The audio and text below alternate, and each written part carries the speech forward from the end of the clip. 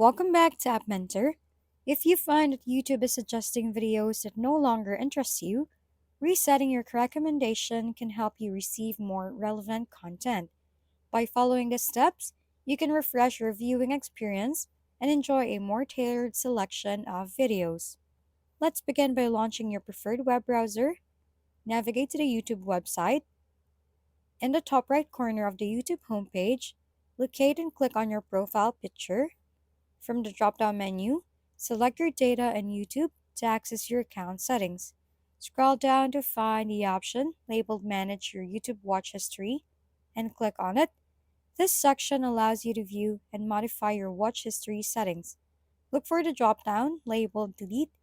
Click on this drop-down to reveal additional options for deleting your watch history. You have an option to delete only your history from today, or you can set a custom range over here or delete all your YouTube history. I suggest selecting Delete All Time to totally reset your YouTube recommendations. On the prompt, select Delete Now, and there you have it. Thank you for tuning in to App Mentor.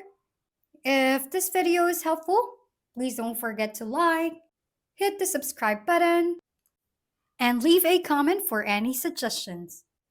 See you on the next video!